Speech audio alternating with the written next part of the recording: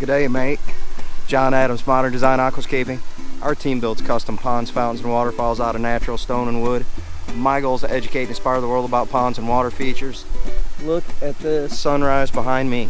You're not going to believe it. I'm in Australia this time. I've come all the way out here with all of the other artists of the year, almost all of them, from Aquascapes, the owner of Aquascapes, and we have all traveled all the way to Australia, to the home of the Woodford Folk Festival. And this is where Patrick Hanley and a lot of the other certified contractors have built the largest aquascape ecosystem pond on planet Earth. Look at the lake behind me. I mean, you can jet ski this thing. It is absolutely amazing. I'm going to show you all my favorite parts of it, but I just had to come see what they're doing out here because we built some big water features, and I've been a part of a lot of amazing projects around the world, and this thing tops them all. I was swimming yesterday. There's a sunken boat in the middle of this thing, out 15 feet deep, maybe deeper. I don't know. I had a really hard time swimming down deep enough to actually see it.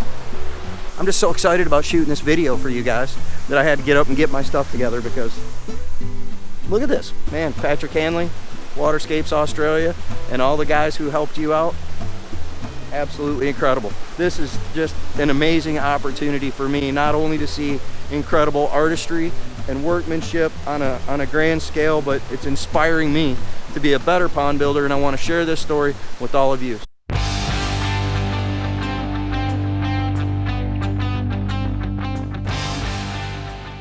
There was just a kangaroo went running across the back of that. So exciting for me.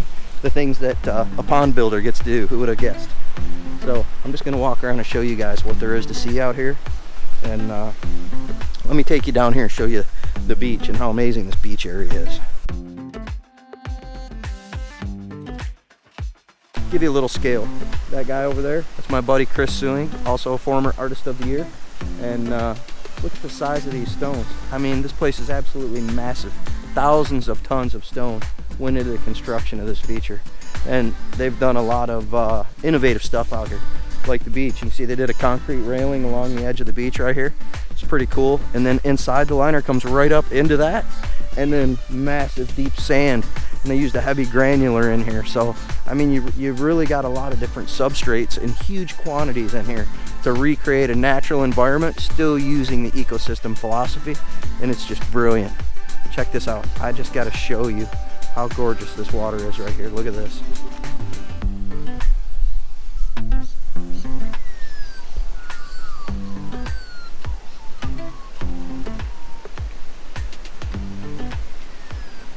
Another one of these crazy artistic creations. I'm not sure what it is. Check this. A lizard built into a stone. I mean, just the level of artisticness here is, it like moves me. Most people just go through their day doing their routine and not really putting their heart and soul into every step of everything they do. These people are passionate about water features. Some of the amazing details in here. I'm going to come get some shots later with all of these tropical water lilies opened up.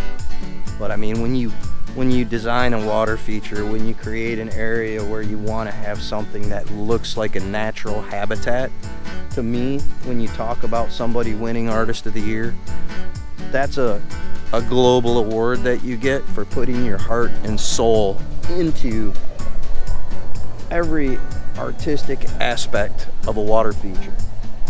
And when I'm looking at this area right now, I'm looking at such a beautiful natural blend of aquatic plantings. There's a big upflow wetland filter built right in front of me right here, and it's just it's a nice curvy shape in the side of the pond. It's at water level. You don't see the moving water coming out of here, but yet it's moving water. It's causing circulation in the pond. It literally just blends in seamlessly. It drops off these huge tropical water lily pads. All of these flowers are sticking up out of the water during the daytime. There's turtles in here, there's tadpoles in here, there's clams and snails. I see schools of minnows. They're putting all of the native species of fish into this pond. They're not bringing in koi and importing a bunch of stuff that doesn't belong in here to come in here and build something that's 2 acres and still maintain that high level of artisticness. I'm so humbled by the awesomeness of it. Introduce yourself, world. This is Chris Suing, Nature's Recreation, St. Louis, Missouri. What's going on?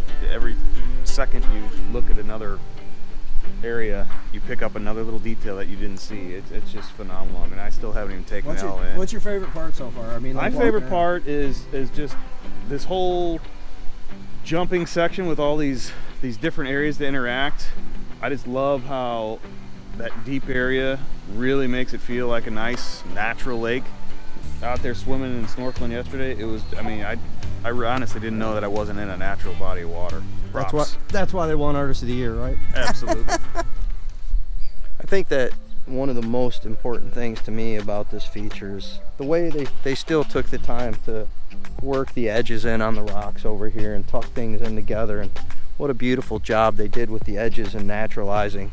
That's what a really kick-butt water feature is about, the edges, the way they integrate the water lines into the beaches over here. I love to see that done with sand. I've seen it done with grass a few times. Well, I've seen it done a lot of times with grass, but only a few times well.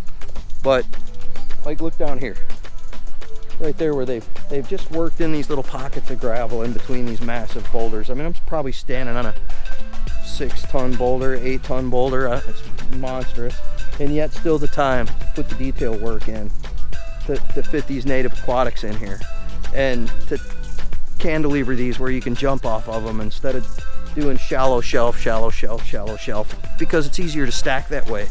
But instead doing the tall vertical edges so that some areas the water goes in slow, some areas the water you can just jump right in and it's 6 feet deep. I love that by the waterfalls over there, that you can just stand on the edge of the waterfall rock and dive right off of it, and 7 feet deep of water over on that end. And I mean, what a spot they've created. It is an absolute habitat, and the way that they're introducing all of the endemic species from this area, all the fish and the snails and just every aspect of it. And they're going from the small fish up to the bigger fish, up to the bigger fish, up to the bigger fish. They're letting the minnows get in, lay eggs, reproduce. Then it's the next fish that eat the minnows. They reproduce. Then a few months later, they put in some small perch and bass in here, whatever their local fish are, and they're working their way all the way up to a lungfish. And they're gonna put a few of those in here to keep everything else under control. I'm not sure what that is, but I'm gonna have to look it up. Sounds pretty awesome. He's like, gets up to 1.5 meters, and I'm sure that's like a 5 or 6 foot long fish. What I really want to do is skip class today and put on my snorkel and my mask and just get back in here and swim. So check this out, what an intake bay we got here. Some really cool steppers that go across the face of the intake bay. That does two things. One, it looks cool, and the second thing it does is it kind of pinches down the area so you get more draw into the intake. You can really see the current going in there. 2 ginormous pump vaults in the back. I haven't gotten into what exactly is going on with the pumps, but I know they had to switch over to external pumps because something with the insurance. They couldn't do submersibles in this water feature, but look at the current ripping into here. That is how you create an intake bay. That is going to pull all of the debris from this water feature into this corner where I'm at over here. It's pulling the junk to the opposite side from where all the people want to hang out. It collects here. This is where you get to do physical removal. This is your mechanical filter. The machine pulls the junk into this corner so that you can pull it out. This is not maintenance free. This is the ease of maintenance. So this enables you to get the junk out, and it gives you a place where your pumps are at. Now all the water moving in this feature is pushing from this area and pumping around, so that increases not only the filtration but also the circulation, because you're moving water from here to every point around the pond all the way across, and it's all pulling back towards me into this corner. That's how you get great circulation, which is, I'd say, just as important as great filtration. And I just, as I walk around, I just feel like these guys have nailed every aspect of this, and it's amazing to me that this feature is as new as it is.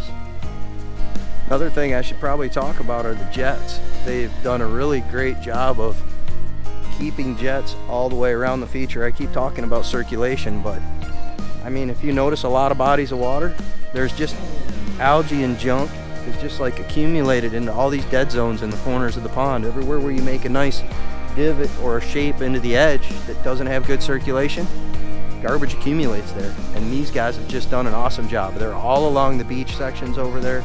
This whole back edge, which is, it's got less areas of interest over here, but there's really no reason to do anything fantastic on this side. And so what have they done? They've put in a bunch of jets to move surface debris and push it over there to get everything off this side over to the skimmer. That keeps the water looking amazing. That's how you take a large scale water feature and keep it looking pristine without a lot of work. Did I mention there's an island with palm trees? Just saying. I mean, if you're gonna build yourself a lake, you might as well build yourself an island to go with it. Absolutely incredible. I'm gonna go learn something. See what these guys have to teach. I know that there's a lot going on in those big bulbous craniums. I'm gonna go sponge some of it up.